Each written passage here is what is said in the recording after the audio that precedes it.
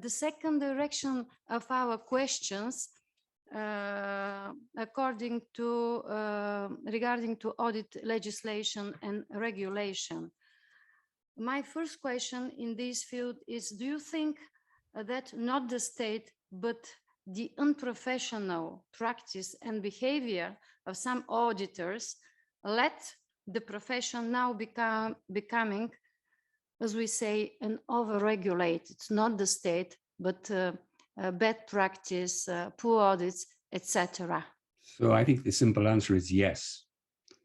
That doesn't help you very much. So let me say a little bit more.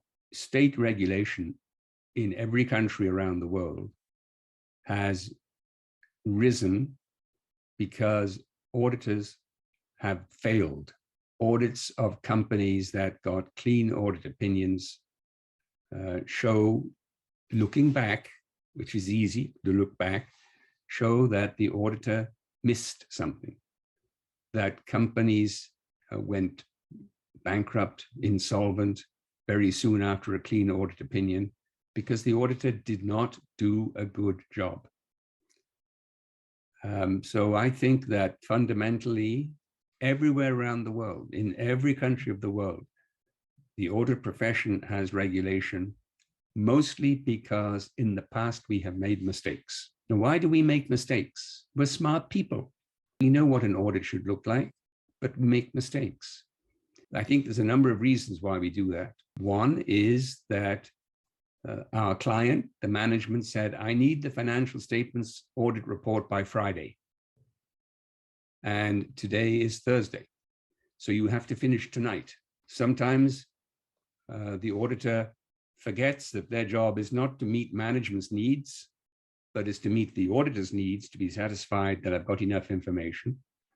But I end up saying to management, okay, I'll do what I can between now and Friday, and then I'll give you your audit report. Auditors do a bad job, do not do audits properly in accordance with standards, and miss things. The second reason why we miss things is that auditors get too friendly with management. They forget that their job is not to be a partner with management, but to be an independent auditor of management. After 10 years of working on an audit with the same management company, the same management team, it's no longer Mr. Silf, call me Jim. And the relationship changes. And I forget that I am the auditor looking down on management, and I move my head to saying, I am the auditor working with management to finish this job. Can't do that. The third is I'm being given too much challenge, and I don't have enough experience. I've got only 1 or 2 years of qualified audit experience, and I've given a complicated audit where management perhaps are not totally honest, but I miss it. Like my experience of missing the fraud that I was talking about earlier. I just wasn't good enough. I became good enough, but I wasn't good enough at that time. So all of those are reasons why we make mistakes. But the interesting thing to me is, so in many countries now, we've had state regulation of auditors for 10 or 15 years. Auditors know what the state regulators are going to come looking for, and yet we still have files with mistakes. The other thing I haven't mentioned is fee pressure. That the audit was quoted at the beginning of the year for 100,000. And I look at my timesheets and I say I'm at 99,000 according to my time, I have to stop. That's the wrong way around. The answer to your question is, I think most of the time, yes, it's unprofessional practice or behavior by the auditor. 1 or 2 people cause the whole of our profession to be under the microscope. Nobody trusts anybody. When I say nobody, I mean the regulators don't trust any auditors because they find that we have allowed bad auditors inside our firms or inside of our profession to go unchecked or unpunished. My second question concerning auditing and for example, international standards on auditing is about the need, the change of these international auditing standards. What is your opinion?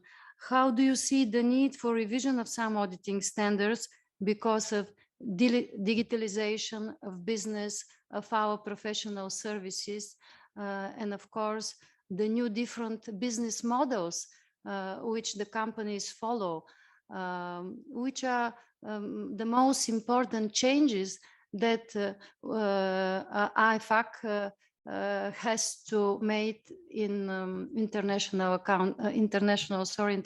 standards on auditing. As you know, they work very hard on these changes, but as to you, just to summarize the main changes that you think are extremely important to be up to date with auditing standards. Business and the way that people do business is changing so fast, and technology is making changes even faster, and auditing standards take time to set. You cannot set a new auditing standard and get general acceptance of that standard overnight. It's a 2 to 3 year process. And it's the same for setting accounting standards. So for sure, businesses are changing the way they operate faster than the auditing standards can keep up. Now, there have been some really strong fundamental changes to auditing standards over the last few years. They take time to implement in a firm, and they still don't recognize some of the technology changes that are happening in reality today in clients. I know that the IAASB has a team working on thinking about technology issues and how does that impact on the audit. But I think that auditors have to use their professional judgment. I come back to that again.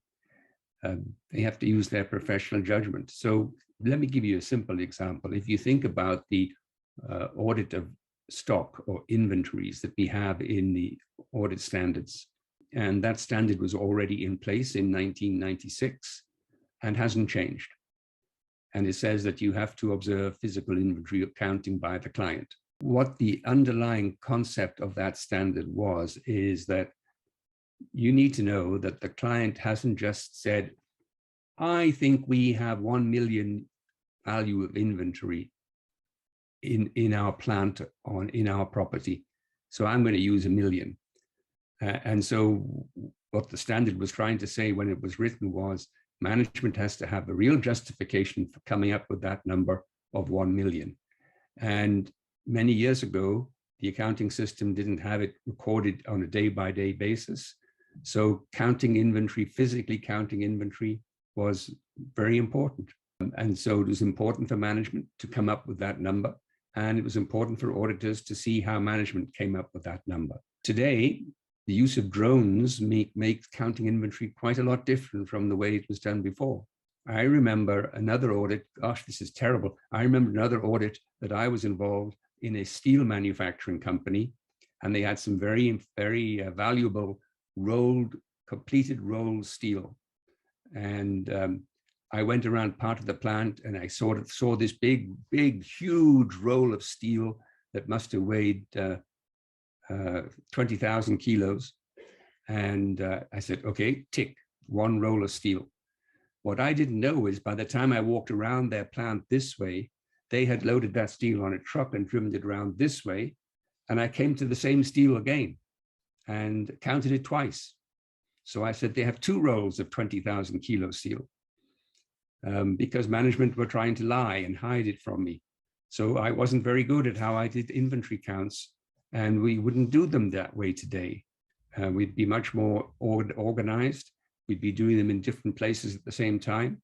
So we have developed how we do inventory counting. And today, I think the auditor's job is to be, how do we know that management have got the right number for inventory? Is it all on their internal accounting records? And if it is, am I really auditing that internal accounting system?